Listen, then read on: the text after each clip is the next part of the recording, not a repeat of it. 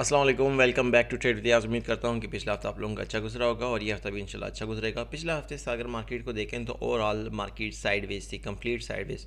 क्योंकि अगर यहाँ से देखना शुरू कर दें तो मार्केट आपको कम्प्लीटली साइडवेज रेंज में नज़र आएगी। मार्केट रेंज में है ओवरऑल, लेकिन हम डायरेक्शन तय करेंगे कि इस वक्त डायरेक्शन जो है अगर बड़ी मूव आ सकती है तो कौन सी साइड पे आ सकती है वो देख लेते हैं, वरना है तो मार्केट साइडवेज। साइडवेज मार्केट में ये होता है कि उसका ब्रेकआउट का वेट करना पड़ता है। जिस साइड पे ब्रेकआउट होता है तो फिर मैक्सिमम चांसेस होते हैं कि मार्केट उस साइड पे मूव कर सकती है। और लेकिन प्रोबेबिलिटीज़ के बेस पे, स्ट्रक्चर के बेस पे हाफ पे हम ये थोड़ा सा मालूम कर सकते हैं कि इस वक्त डायरेक्शन एक्सपेक्टेड कौन सी साइड पे है वो भी हमें पता चल सकता है। और वीकली वीडियो भी है और मंडे की क्या लेवल्स हो सकते हैं, मंडे को हम कहाँ से ट्रेड एक्टिव कर सकते हैं, कौन सी डायरेक्शन जहाँ से हम ट्रेड अच्छी ले सकते हैं वो भी देख लेते हैं। अगर हम डेली टाइम फ्रेम में देखें तो इस वक्त हमारे पास डेली टाइम फ्रेम में भी मार्केट अपने एक रेजिस्टेंस जो है 40-30 और 40 जो 40-42 से लेके 40-56 का रेजिस्टेंस है, वहाँ से रिजेक्शन होने लेने के बाद मार्केट उसने अच्छी खासी रिट्रेसमेंट डाउन साइड पे नीचे दी है, लेकिन ओवरऑल एक साइडवेज रेंज में है डेली टाइम फ्रेम में। अगर हम H4 में देखें तो वो रेंज हमें मज़ीद क्लियर हो जाती है कि मार्केट ने इस रेंज को ब्रेकआउट दिया है। मार्केट ने ये लो क्रिएट किया है, उसके बाद इसको ब्रेकआउट देने के बाद एक ये लो, और उसके बाद ये साइडवेज एक रेंज में मार्केट मूव हो रही है। लेकिन अब देखते हैं कि मार्केट का रेजिस्टेंस अगर हम H4 के भी हाफ पे देखें तो H4 में हमारे पास ये रेजिस्टेंस एरिया है जो कि शुरू होता है 410 से लेके 410 को थोड़ा सा और एक्सटेंड कर लें, 410 की जगह इसको अगर 416 कर लें तो बेहतर होगा।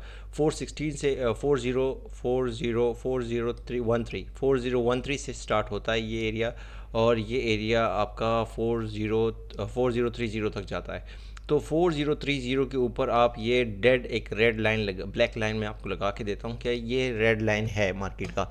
जब तक मार्केट आने वाले हफ्ते में इसके नीचे रहती है तो आपने सेल ही देखना है। फोर आपको आज जब मंडे वाले दिन 401617 या 4020 ये एरिया मिलता है तो 4016 इन एरिया से आपने 13 ये एरिया है, आप इन एरिया से सेल एक्टिव कर सकते हैं। क्योंकि ओवरऑल जो डायरेक्शन है, अगर मार्केट ने बड़ी मूव देनी हो तो फिर मार्केट ये कर सकती है कि यहाँ से रिट्रेसमेंट लेके मार्केट को इन एरियाज, जो येलो टारगेट है इस H4 के इन टारगेट्स तक आना चाहिए। ये H4 के बिहाफ पे बता रहा हूँ। ये कब पॉसिबल होगा, ये पिछले हफ्ते भी मैंने कहा था कि ये इस एरिया पे आ सकता है, लेकिन रेंज पे होने के बावजूद, मार्केट रेंज में होने की वजह से मार्केट इन एरियाज़ पे नहीं आई। तो हम इस हफ्ते एक्सपेक्ट कर सकते हैं कि मार्केट ऊपर से रिजेक्शन लेने के बाद आ सकती है। लेकिन ये बात कॉन्ट्री से दूसरी साइड पे ये बात भी माइंड में रखें, अगर ये इतना स्ट्रॉन्ग रेजिस्टेंस एरिया है, क्योंकि इस रेजिस्टेंस एरिया ने 28 अक्टूबर से, बात 28 अक्टूबर से अगर आज देख लें तकरीबन आलमोस्ट 10 दिन से ज़्यादा इस एरिया को रेजिस्टेंस बनाया हुआ है। तो अगर 10 दिन से, ये 12-13 दिन से ये एक रेजिस्टेंस बना हुआ है, तो अगर ये ब्रेक होता है तो फिर मार्केट ये भी माइंड में रखें कि इन लेवल्स तक जा सकती है। ये जो ऊपर के लेवल्स हैं 4133 से लेके 416, ये जो रेजिस्टेंस है ये आ सकता है। फिर आपने सेल नहीं देखना, बल्कि इसकी रीटेस्ट पे आपने फिर बाइंग देखनी है। तो 4013 बड़े टाइम फ्रेम्स में H4 में जब तक ब्रेक नहीं होता आपके पास, आपने इस हफ्ते पूरे सेलिंग में रहना है। और अगर ये हफ्ते में, इस हफ्ते में अगर ये एरिया, येलो वाला एरिया जो है 3886 का, ये जो लो H4 का है, ये अगर ब्रेक हो जाए तो मार्केट मज़ीद नीचे 3850 तक भी जा सकती है। इस हफ्ते 3850 3840 उन एरियाज तक जा सकती है, लेकिन उसके लिए ये एरिया ब्रेक करना पड़ेगा। ये जो येलो लाइन है, येलो सपोर्ट लाइन है, इसको ब्रेक करके रीटेस्ट करके नीचे इन लेवल तक जा सकती है।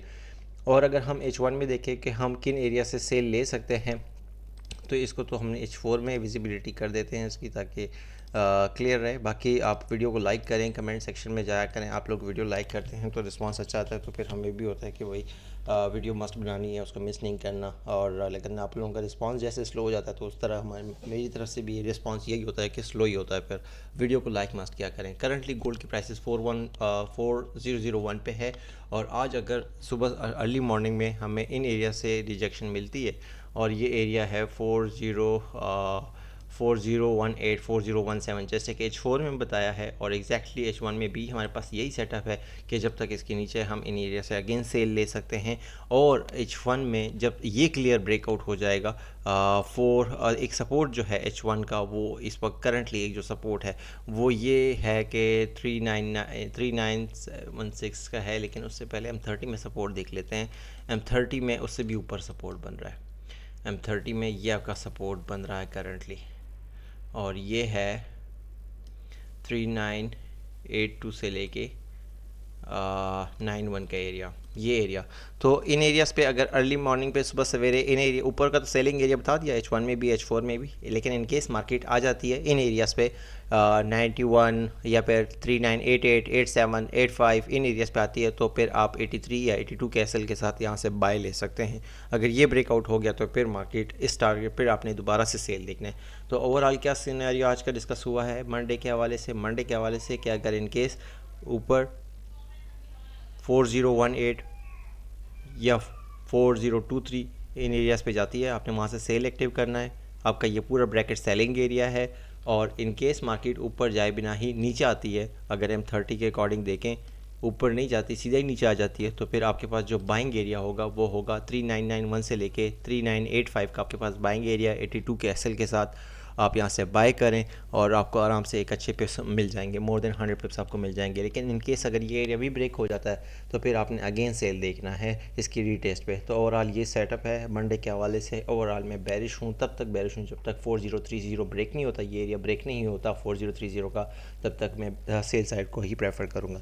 बाकी उम्मीद करता हूँ कि दिन अच्छा रहे, क्लोजिंग अच्छी हो, प्रॉफिटेबल हो। Wish you best of luck. Thank you so much.